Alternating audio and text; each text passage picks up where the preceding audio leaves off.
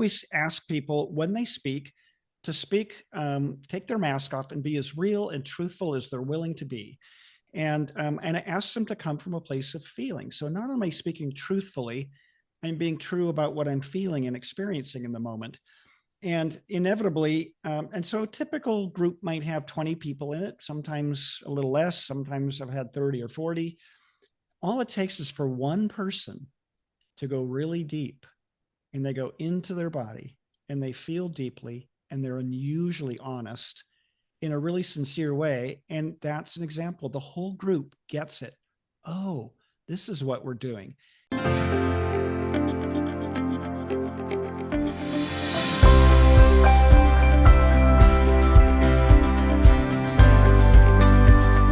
What if the best chapter of your life hasn't even begun yet? What lies within you is the power to live brighter, bolder, and truer than ever before. So welcome to Vivatude, where caregiving, connections, and career come into balance, and where your vitality, vision, and voice shines through. Because the revolution isn't out there, it's already within you. Welcome to Vivatude. Welcome back. My guest today is John David Latta, the author of Something True Circles. And we are talking about the energetics. What happens when we as human beings sit together in real life around a circle and we share from the heart? What changes? How does that affect us as human beings? And what are the possibilities for emotional and spiritual growth? So, John, you and I both felt those energetics, the shift that happens inside people. Can you give us a little bit more background on what's actually happening and why that works and what changes inside of us? Yeah. So you and I talked before a little bit about the word induction. Some people might use the word entrainment. I think there's other words that are kind of all speaking to the same thing. So when we as a group intentionally create a heart-centered space, which to me looks like a space that can feel like love and compassion, harmony, healing, wisdom, gratitude, we create that space and we do it together. It allows people that maybe have never experienced love that way or never experienced, like you talked earlier about compassion for another, to feel it. You know, the vibe that we create in the circle literally rubs off onto other people, and they are inducted into that new state of consciousness that might be different from how they experience life just day to day.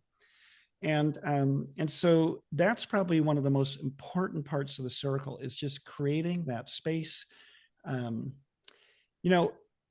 Years ago, I bumped into a guy and I was watching him work with a woman who had some really difficult problem. And I was really amazed at how he worked with her.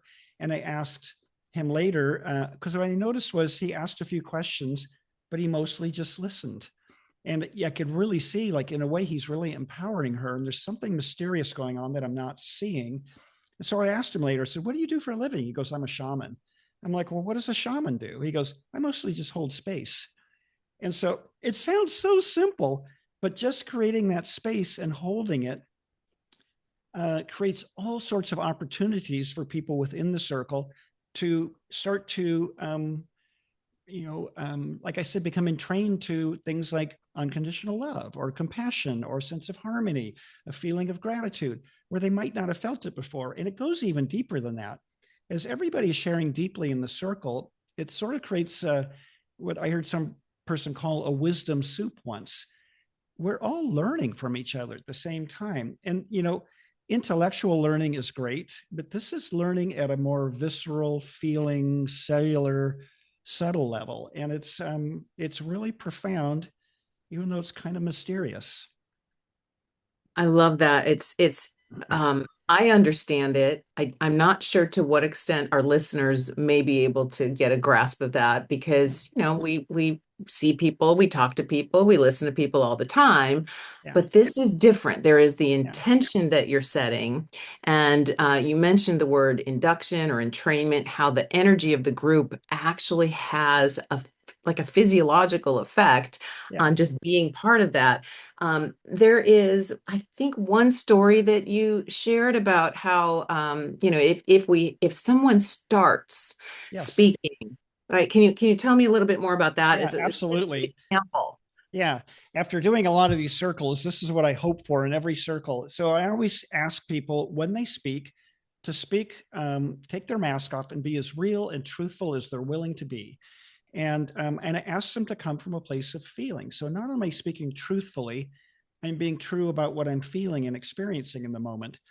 And inevitably, and so a typical group might have 20 people in it, sometimes a little less, sometimes I've had 30 or 40. All it takes is for one person to go really deep, and they go into their body and they feel deeply and they're unusually honest in a really sincere way. And that's an example. The whole group gets it. Oh, this is what we're doing. And it's not just the words, it's a feeling thing. And now he has given permission to the next person to speak that way and the next person. And to be honest, sometimes in circles, the first two people go and they're just not able or capable or willing or maybe feel safe enough to get out of their head and to speak from that way. But when it happens, it affects everybody and you can feel it. It changes the whole, like it's awesome. And like I said, one person can affect everybody's consciousness in the circle. Yeah, I love that. And, when we talk about emotional and spiritual wellness, just having a space, other than in a therapy session, and oftentimes in therapy, people are Yeah. still in their heads, right? They're Yeah. busy talking about the stories and Yeah. everything going on in their life. And what you invite people to do is just with as few words as possible, just share what are you feeling Yeah. right now, which how often are we ever invited to do that? Exactly. Yeah, and I wanted to comment on that. So you know me pretty well, Lauren, and I have a lot of interesting dreams that I usually learn a lot from. And I had a dream years ago where Tom Kenyon, who's a world famous sound healer and spiritual teacher, and hundreds of people would come to his gatherings. And in the dream, Tom Kenyon came to me at a dinner party, just like you were talking earlier. And he pulls me aside and takes me to a room where it's quiet and there's nobody else there. And he starts telling me some really difficult challenges he's going through in his marriage. And as he's telling me these difficult things that are going on in his marriage, I'm watching him get younger and younger and younger.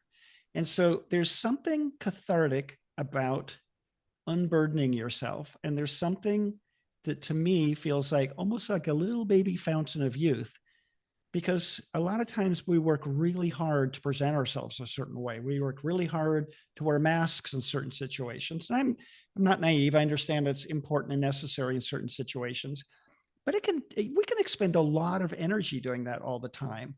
And to just, whoa, take the mask off, let your hair down, release. Oh my God, here's what's really going on in my life. And I'll never forget that. And so I actually feel that that's a physical element, just revealing yourself in an honest way. It's unburdening. I remember teachers saying we all carry stones. It's good to set them down once in a while. I love that. And I'm aware that there is a vibrant spiritual community in the Seattle area where Yeah. you and I are from and where you hold circles. And a lot of the people that come to these circles maybe have very advanced degrees. They may be very, spiritually developed. They could probably coach and counsel every person in that room. But this is not a space for that, right? Right. This is a different kind of space. Can you talk a little bit about that? Yeah, I've had to rein some of those people in. And it's exactly what you described. There are some wise people that come and they're excellent teachers and counselors and coaches and leaders. And so, but for the purpose of this circle, it's all about greater self-awareness. And you talked earlier, excuse me, about I statements.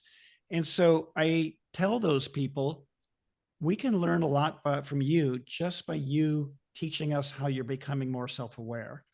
And so outside the circle, if you want to teach everybody, share your wisdom with everybody, great. But for the purposes of this circle, we're all trying to bring greater self-awareness to our experience and share it.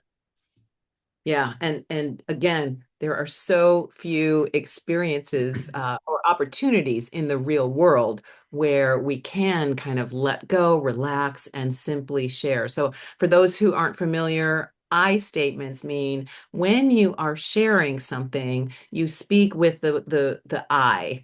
I experience this. This is how I feel, and it's a colloquialism for many people to say, well, when you go to this and when when they really mean I. And it's an opportunity to practice being present with oneself, to speak authentically from your heart and from what you're feeling.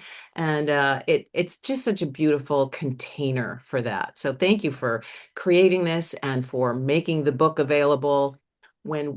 Before we take a break, do you want to reflect on that? Um, yeah, I think something went in one ear and right out the other. So maybe let's talk after the break, okay? Okay, fair enough. Yeah. Um, so when we come back, we're going to go a little bit deeper into how you, if you're interested, if this resonates with you, how you can use the principles in John's book to hold your own circle and maybe create some magic in your community. So stay tuned. We'll be right back. And thanks for listening to Vivatude. 4 hosts, 1 each week.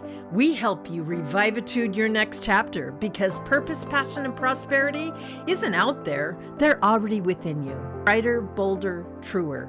Vivatude.